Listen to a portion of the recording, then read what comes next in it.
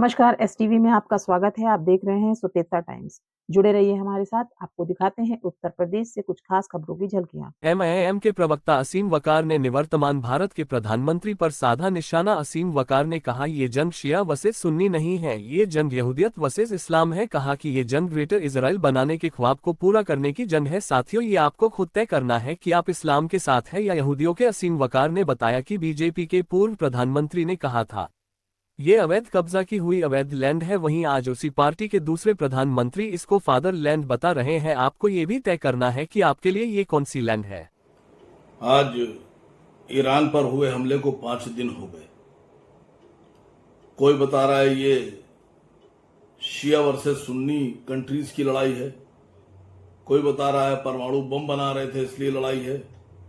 मैं आपको साफ तौर से बता दूं कि न ये शिया वर्सेस सुन्नी की लड़ाई है, न ये परमाणु बम बनाने की लड़ाई है। ये सीधी सीधी सी लड़ाई ग्रेटर इसराइल बनाने की है।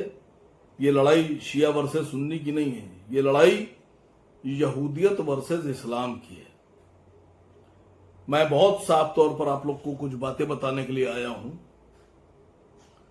हमारे देश के एक पूर्व प्रधानमंत्री, भारतीय जनता पार्टी के अंतर्राष्ट्रीय ख्याति प्राप्त नेता अटल बिहारी वाजपेयी को जब फिलिस्तीन और इजराइल पर बोलने का मौका मिला तो उन्होंने बहुत साफ तौर पे कहा कि यह जमीन फिलिस्तीन की है, इजराइल इस पर अवैध कब्जा किए हुए है।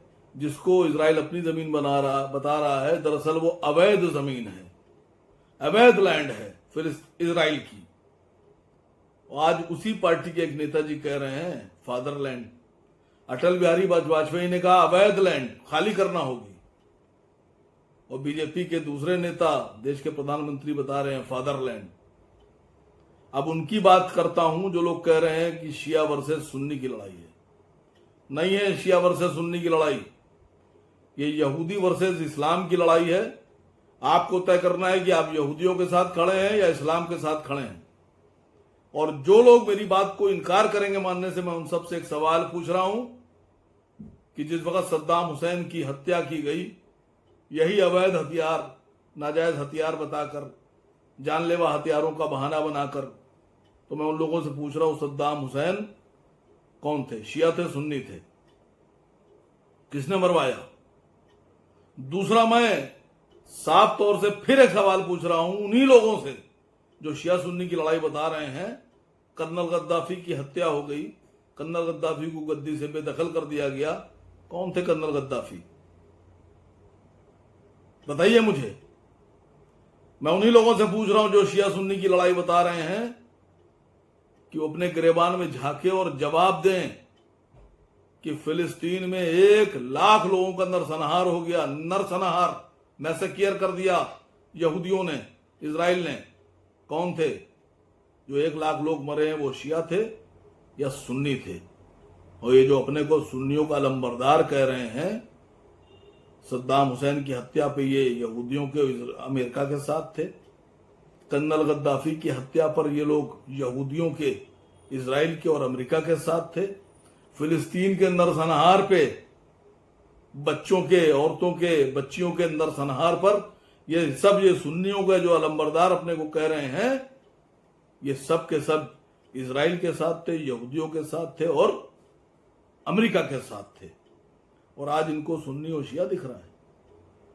दोस्तों, ये लड़ाई इस्लाम वर्सेस यहूदी है, ये लड़ाई इजराइल वर्सेस इस्लाम है, ये लड़ाई इजराइल को ग्रेटर इजराइल बनाने की है, जिसका सपना थियोडोर हर्जल ने देखा था।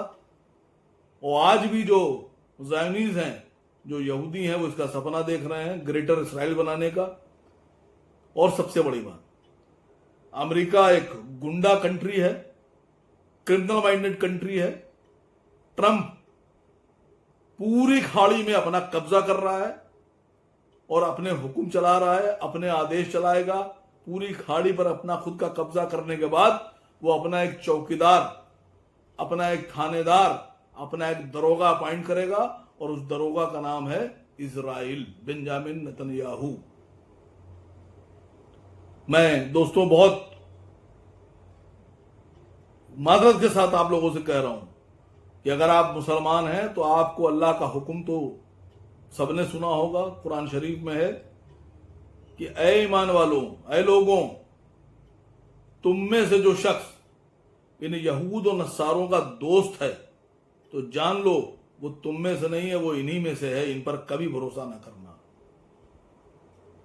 और जो लोग इन यहूद और नसारों के दोस्त हैं वो भी तो भरोसे के काबिल नहीं है। ये लड़ाई शिया और सुन्नी की नहीं है, ये लड़ाई ईमान की और बेईमान की है, ये लड़ाई इस्लाम की और इजराइल की है। अब आपको तय करना है कि आपको इस्लाम के साथ खड़ा होना है या इस्लाम के खिलाफ खड़ा होना है। जो लोग भी आपको उल्टी सीधी बातें बताएं उनसे पूछिएगा और कहिएगा कि खुद तय करो कि यहूदियों के साथ हो, इजराइल के साथ हो, ग्रेटर इसराइल बनाने के उनके ख्वाब के साथ हो या इस्लाम के साथ हो। खामनेई साहब शहीद हैं, जिंदाबाद थे, हैं और रहेंगे। खामनेई साहब ने, ईरान ने साबित कर दिया है कि यहूद और नसारा के वो दोस्त नहीं हो सकते, न थे, न है, न कभी दोस्त उनके रहेंगे। हम सब खामनेई साहब के चाहने वाले लोग हैं, खामनेई साहब को मानने वाले लोग हैं। वो हमारे रहबर मौज़्ज़म थे, हम मरते दम तक उनको अपना रहबर मानते रहेंगे। खुदा हाफिज।